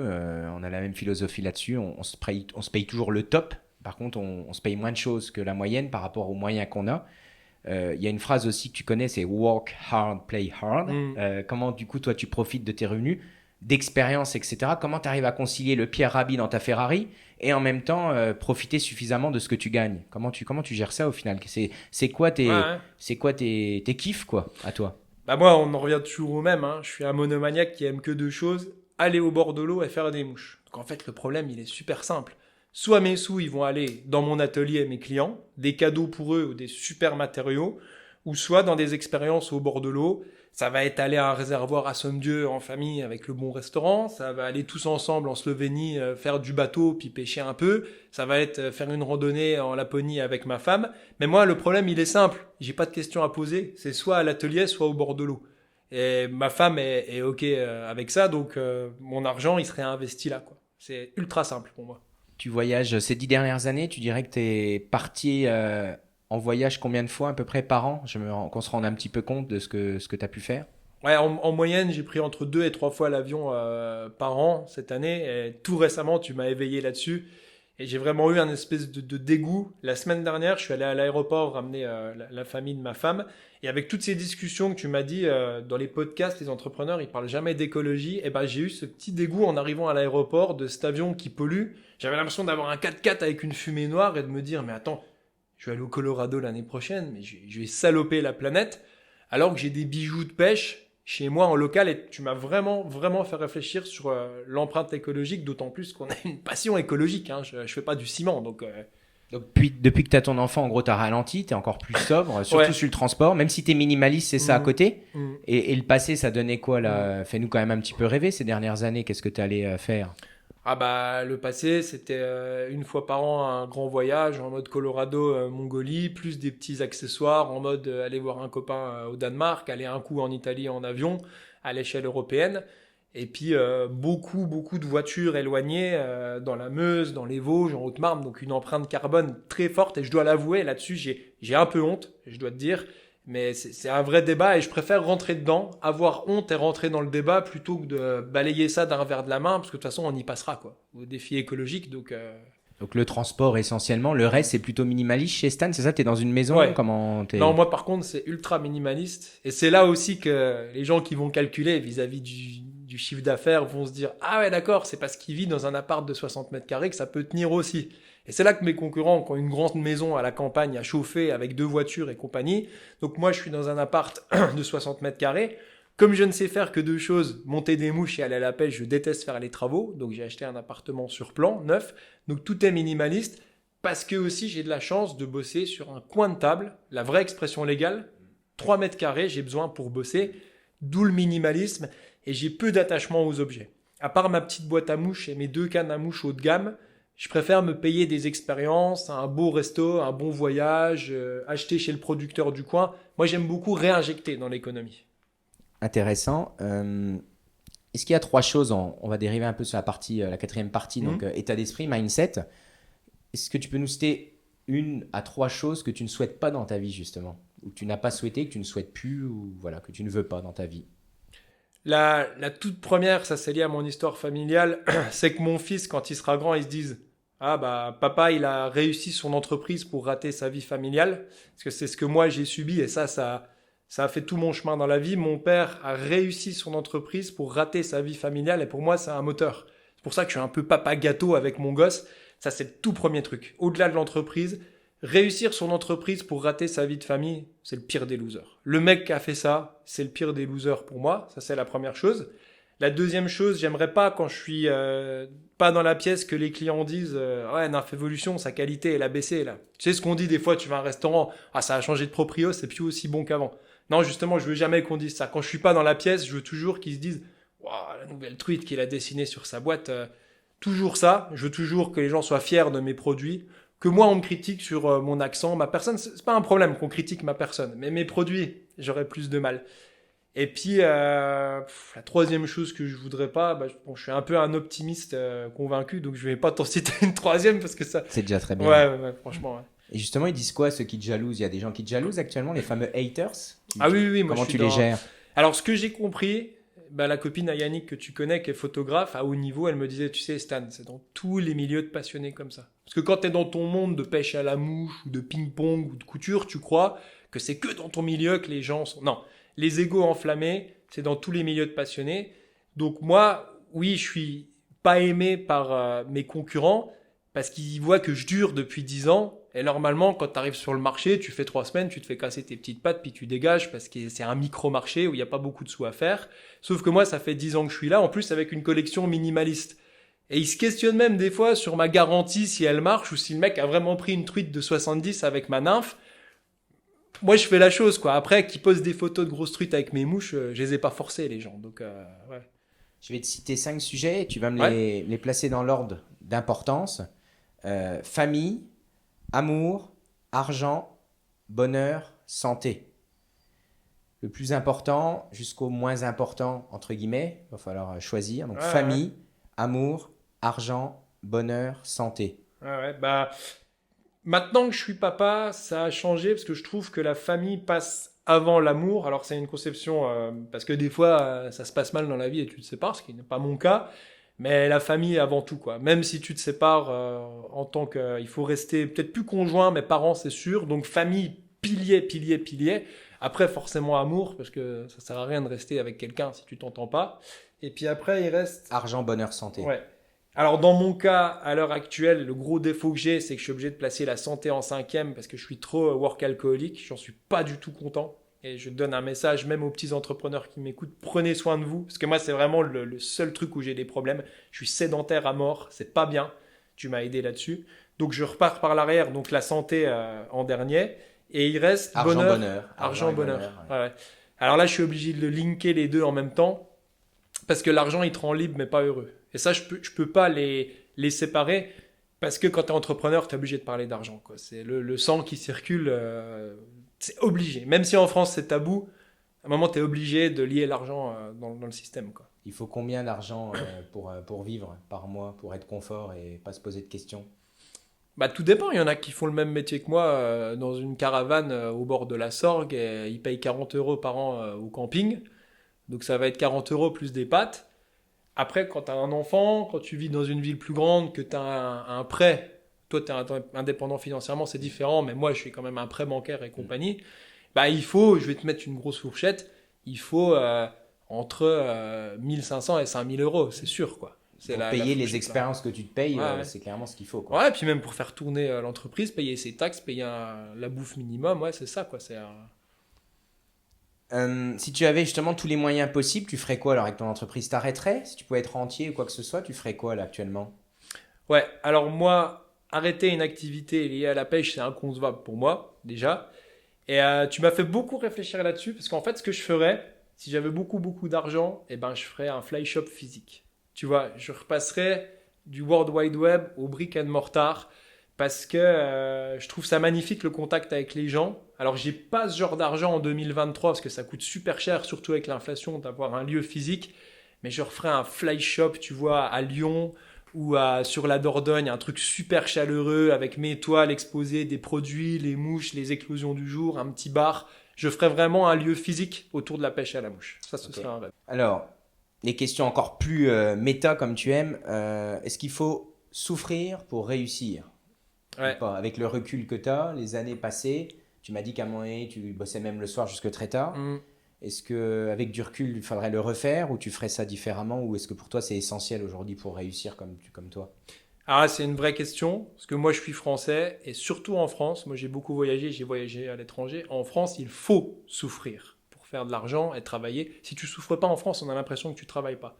Et moi en fait, je suis à l'opposé symétrique de ça, parce que mon boulot, il a été designé pour que du bonheur. Même quand je suis dans le fond du fond, le dimanche soir, que la poste m'a perdu une commande, que je dois putain de retourner à l'étau faire cette putain de commande, désolé des gros mots, bah j'aime encore ça.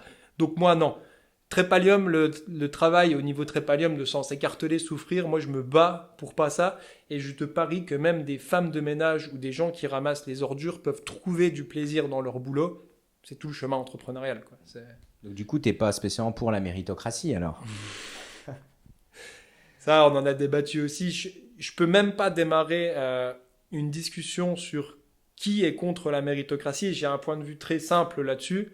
Pour moi, la méritocratie, c'est la fourmilière, avec la fourmi qui porte le grain de sapin, l'autre qui porte la pierre, l'autre qui nourrit la reine. Et s'il y en a un dans la fourmilière qui commence à se dire, bah, je me prends un petit revenu complémentaire ou un RSA, puis je me mets dans un coin de la fourmilière, c'est-à-dire qu'on essaye autre chose que la méritocratie, c'est-à-dire le capitalisme actuel, il n'y a rien, il n'y a pas eu de preuve. Il n'y a pas eu de preuve, la méritocratie actuelle, c'est le capitalisme. Si tu travailles dur, que tu fais des bons produits, des bons services, tu seras recouvert d'argent. Comment tu l'utilises, c'est autre chose. Mais pour moi, à l'heure actuelle, tant qu'on m'a pas prouvé qu'autre chose que le capitalisme méritocratique marche, pas de fait. Moi, si j'ai pas de fait, qu'on me donne pas des faits, je peux pas dire. Et tous les revenus complémentaires, le salaire universel, par exemple, c'est une chose qui me subjugue, quoi. Et du coup, pourtant, tu es en train un petit peu de prouver de l'inverse quand même. Mm. Parce qu'aujourd'hui, tu te payes beaucoup d'expérience, tu es au bord de l'eau, tu veux pas souffrir, tu es contre ça, t'expliquais, tu es dans 100% plaisir et tu réussis. Mais oui, Donc, mais parce que moi j'ai une seule chance dans la vie, j'ai le feu sacré que ma passion produit de l'argent.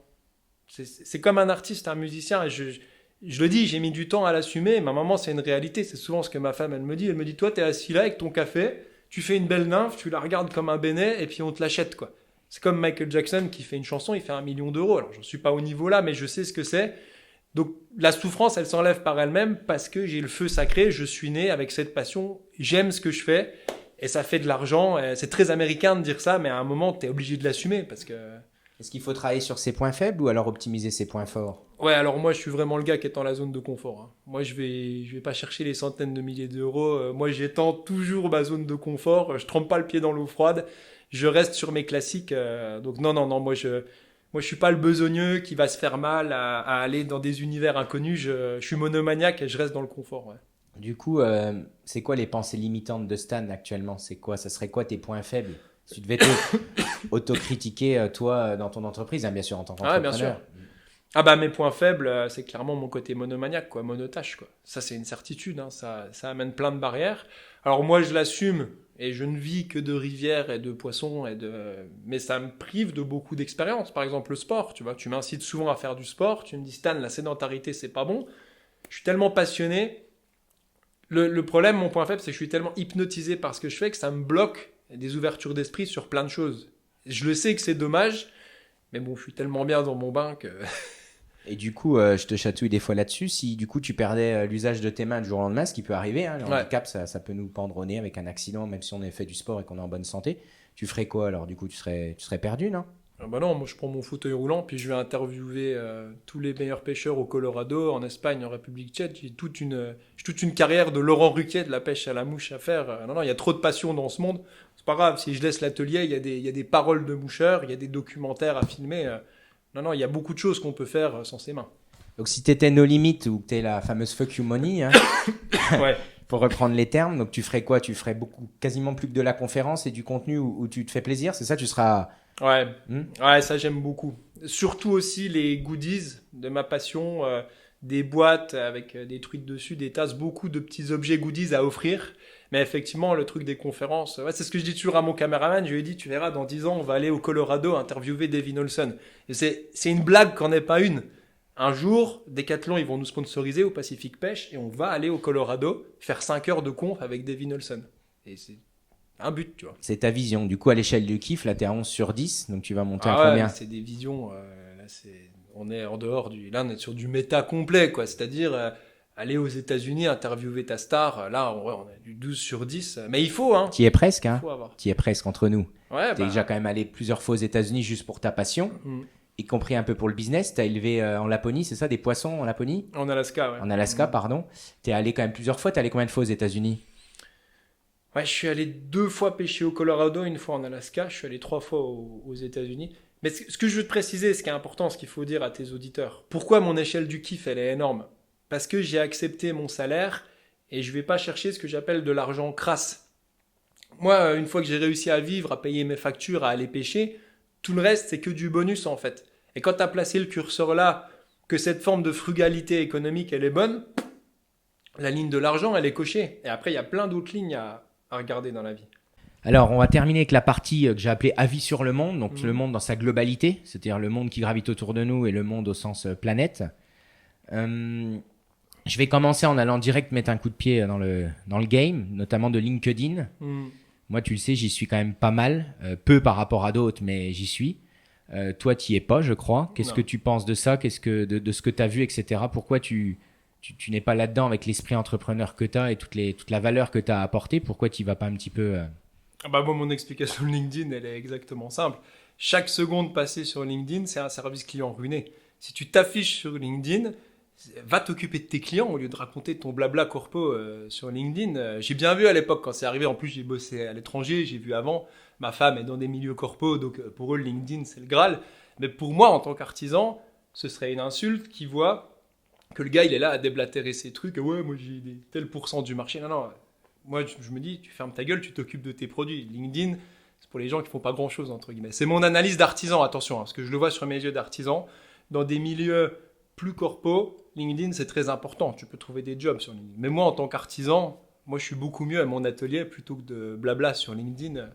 Alors, tu es sur YouTube, tu travailles beaucoup ce qu'on appelle le personal branding et le branding dans sa globalité, donc l'image de marque, en gros. Tu investis beaucoup de temps sur YouTube. Tes clients sont quand même assez riches, de ce que tu m'as dit, partent en voyage, etc. C'est un peu le haut du panier, comme on dit vulgairement entre nous.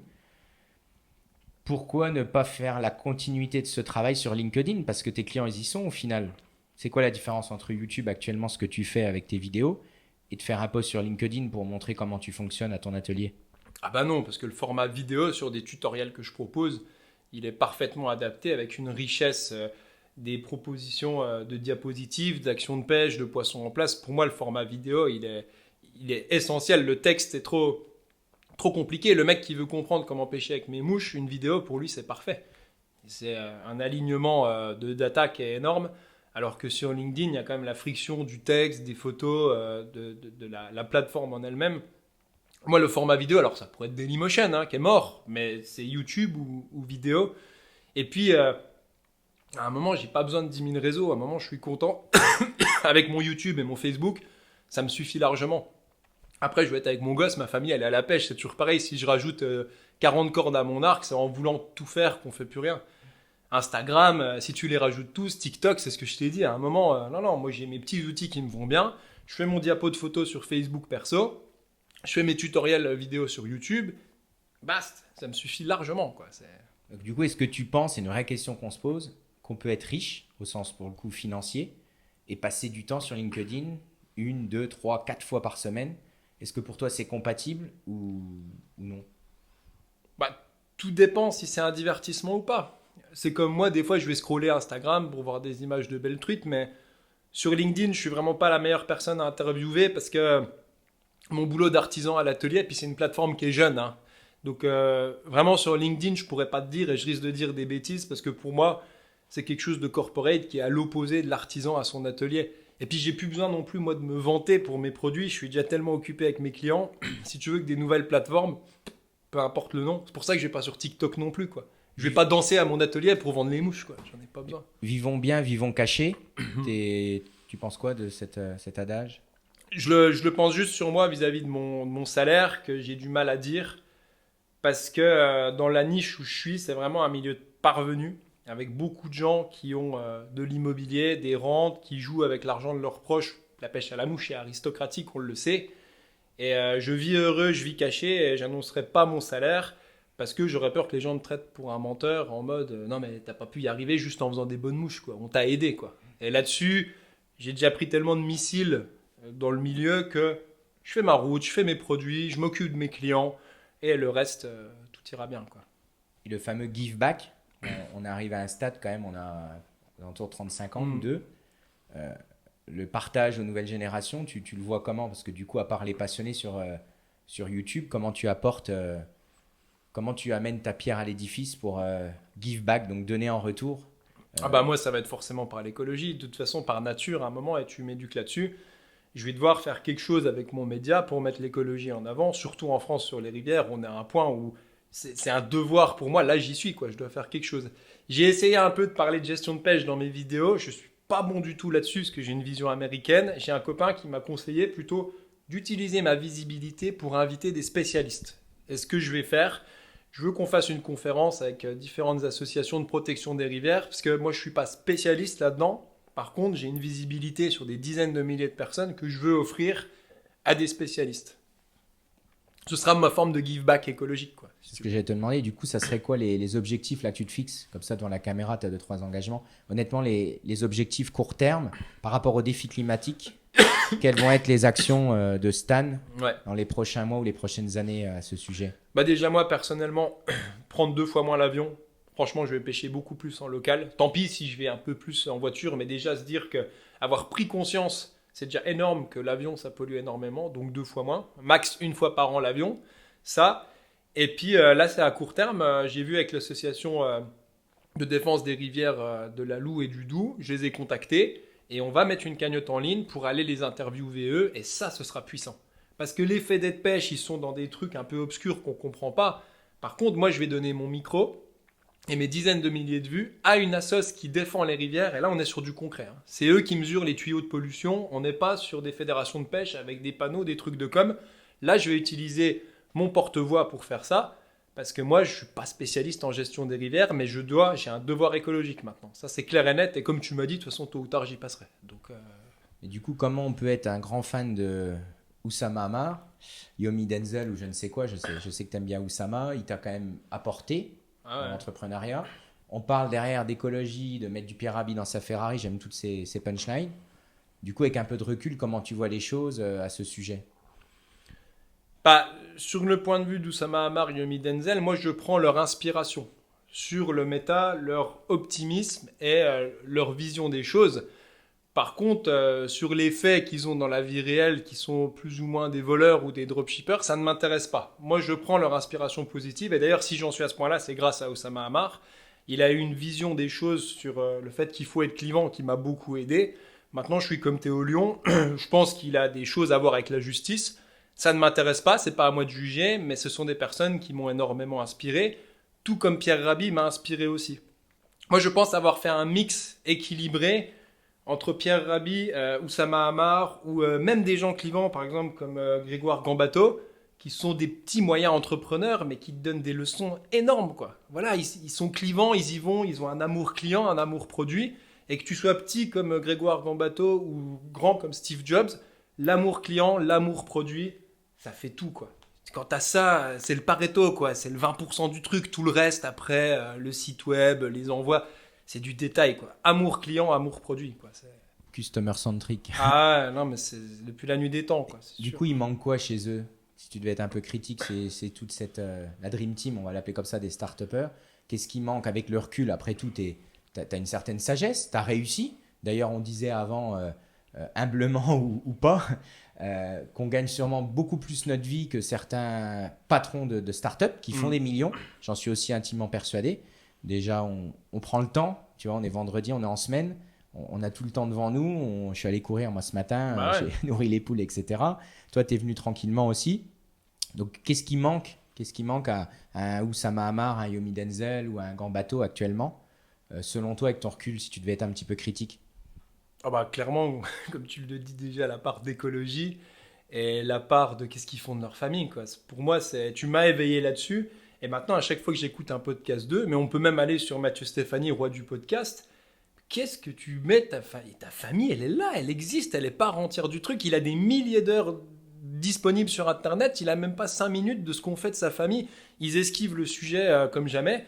Et je trouve ça dingue parce que c'est un peu faux de faire ça parce que c'est part entière de leur vie, quoi. À l'inverse de toi ou moi, tu vois, moi je t'appelle les matins. Non, je suis avec le gosse au parc. Mais ça, je l'assume et eux, ils le cachent en fait sous couvert de corporatisme ou quoi. Mais ça, on y viendra. Hein. De toute manière, c'est des tendances. Il y en a de plus en plus qui le mettront les pieds dans le plat. Donc, Et un coup, tu m'as dit, donc c'est un peu un trash, donc j'ouvre les guillemets, remplace Pauline Léniaud par une grosse moche, je sais pas si ça fonctionnerait. ah ouais, ça, Je te déstabilise un peu, mais ah qu'est-ce ouais. que tu penses de la place de la femme dans tout ça, Ah parce que dans l'entrepreneuriat? Ouais. Et bah, c'est sûr que quand tu es une belle femme, alors à une époque de MeToo, je fais gaffe, mais moi je suis un petit entrepreneur, j'ai rien à voir. C'est sûr que quand tu es une belle femme, tu as une visibilité x10. Après, sur le long terme, femme, homme ou transgenre, j'en reviens au même, c'est ta qualité produit qui va faire.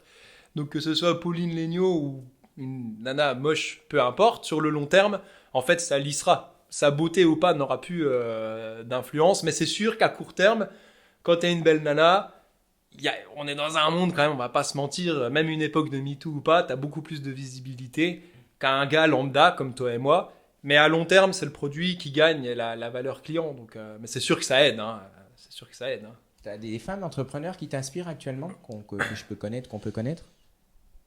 Ouais, j'ai une histoire intéressante parce que Céline Lazorte, CEO anciennement de Litchi, m'a inspiré beaucoup. Et j'ai une grosse déception parce que ce qu'elle a fait avec Litchi, c'est génial. Je trouve ça, c'est vraiment génial. C'est l'histoire de cagnotte en ligne, de libérer la puissance du particulier. Et en fait, j'ai fait plusieurs cagnottes sur Litchi. Et il y a une cagnotte où ils m'ont bloqué les sous avec un service client infect. Et du coup, elle a revendu la boîte entre-temps. Et en fait, j'étais extrêmement déçu parce qu'ils te font tous des paillettes, les Yomi Denzel, les Oussama Ammar. Par exemple, tu sais que c'est pareil, Oussama Ammar, quand tu vas au bout du tunnel, bah, il est là, vas-y, clique, achète ma formation. On dirait Claudie Faucon qui te vend une voiture. Et ça déçoit énormément parce qu'ils savent se vendre sur les podcasts, mais quand tu vas utiliser le produit, eh ben, mon pote, à part les gens de Big Mama, des grands que j'ai utilisés, j'ai été souvent très déçu. Aussi, l'autre qui fait les sushis, Maxime Buller, Pokawa par exemple. Tu vas dans un Pokawa, c'est du carton-pâte avec pas le meilleur saumon. Non mais voilà, parce qu'attention, moi j'écoute les podcasts, j'en écoute des heures. Hein. Mais après, je vais vérifier le mec sous le tapis ce qu'il a. Et Big Mama, tu vas chez Big Mama à Monaco, à Paris, c'est de la cuisine italienne populaire. Et je peux te dire que là ils sont customer-centric. Big Mama, c'est des rares qui m'ont pas déçu. Yomi Denzel, trop d'écran de fumée. Oussama Ammar, trop sulfureux. Voilà, des vrais entiers, des entrepreneurs, bah, je trouve on va les retrouver à ton niveau. Chez moi, chez toi, parce qu'à un moment, il y a l'effet melon. Quoi. Des centaines de milliers d'abonnés, des centaines de milliers d'euros, il y a toujours un petit melon. Quoi. C'est rare de les trouver intègres. Et puis, quid de la légitimité aussi, quoi. Hein. C'est chez ces gens-là, des fois on se pose la question. Je pense à Yomi Denzel. Sûrement, hein, il y a des réussites. Le track record, il est où? Il est quoi? Tu tapes Yomi Denzel Siret sur Google ou Oussama Ammar. C'est toujours shady, quoi. C'est toujours des holdings, des machins à Londres quand tu creuses derrière. Alors oui, l'inspiration, mais à un moment, quid de la légitimité? Toi et moi, on est là, on est présent. Hein. T'appelles Ben et Flo au service client, t'as le ballon de rugby, et moi je fais les mouches, je te fais la sélection. Mais eux, ils sont effectivement quid de la légitimité, quoi. Et du coup, alors les 3 entrepreneurs qui t'inspirent le plus? Ouais, ah bah alors là, je vais te faire une réponse groupée. Alors, il y a Steve Jobs, et ça va aller vite. Et je vais un peu hacker ta question parce que pour le reste, c'est les frères Berthollet et je vais t'expliquer pourquoi. Alors, on fait déjà Steve Jobs rapidement. Pourquoi Steve Jobs ? Parce que c'est le Andy Warhol de l'entrepreneuriat. Chaque phrase qu'il a dit est bonne. Mais moi, ça m'a beaucoup guidé quand il a dit « Si tu vas être entrepreneur, il faut que ton pire des cas, tu aimes toujours ça. » Et c'est ce que j'ai dit avant. Moi, j'ai mis mon curseur. Mon pire des cas, c'est le dimanche à 15h, le client va partir aux USA. Le mardi, la Poste a perdu le Colissimo. Il n'aura pas son voyage réussi, Nymphévolution ne sera pas avec lui. C'est mon pire des cas. Je me coule un café, je vais aller tôt, je le fais. Et ce pire des cas, le cul dans le fossé, au fond du fond pour moi, c'est toujours du kiff. Et je conseille vraiment, ça c'est inspirant ce que Steve Jobs il a dit. Si dans ton pire des cas, tu aimes encore, parce que la route elle est longue, ça va être dur. Ça c'est la petite histoire de Steve Jobs. Mais 2 personnes qui m'ont vraiment inspiré, c'est les frères Berthollet. Alors je te plante le cadre. On est en Belgique, au sud de la Belgique, dans une jolie ville qui s'appelle Bastogne. Et il y a une friterie depuis les années 70, qui est maintenant une brasserie, qui est tenue par la famille Berthollet depuis 70 ans. Et c'est là que l'inspiration vient. Tu sais ce qu'on dit des frères Berthollet en Belgique ? Ils sont tellement riches qu'ils pourraient arrêter de travailler. Et comme moi, je vais toujours analyser les gens au fond du fond, je dis ça m'intéresse. Parce que j'ai été manger à leur restaurant qui s'appelle Le Wagon, qui est une vraie brasserie belge, avec des vrais plats belges, avec un marcassin des Ardennes, avec une sole. Et quand tu vas manger au Wagon, et je défie tous ceux qui m'écoutent d'y aller, et ben ces fameux frères Berthollet, qui sont tellement riches qu'ils pourraient s'arrêter de travailler, ils sont au cœur du réacteur. Ils passent les plats, ils vont vérifier la sauce du marcassin, ils vont te servir la bière, ils vont faire gaffe que le verre à bière il soit un peu humidifié pour qu'il n'y ait pas de mousse.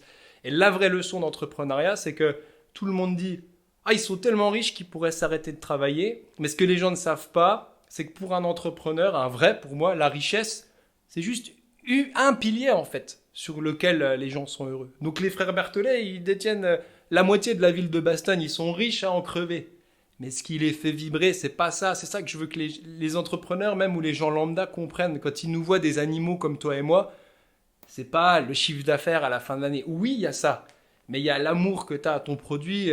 Toi aussi, tu me fais rêver comme entrepreneur. Quand tu m'envoies des vidéos là hors caméra, regarde, je suis à l'atelier, tu me montres une patine d'un ballon. T'as pas besoin d'être Steve Jobs, hein.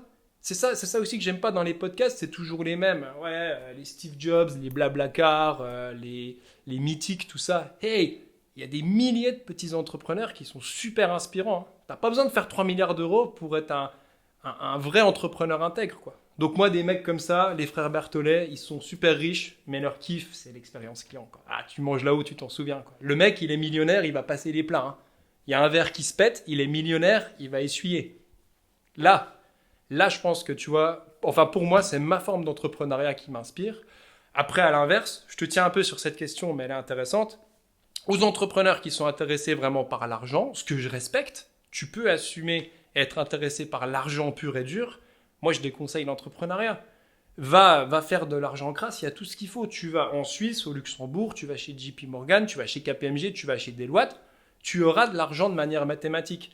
Mais le parcours aventureux de l'entrepreneuriat, si vraiment tu es drivé par l'argent, je pense que tu peux avoir des déconvenues parce que le palier où ton bon produit amènera de l'argent, il est quand même chaud à atteindre. Voilà pour mes inspirations. Ok, merci Stan. Moi, je pense qu'on a fait le tour. Je te remercie sincèrement.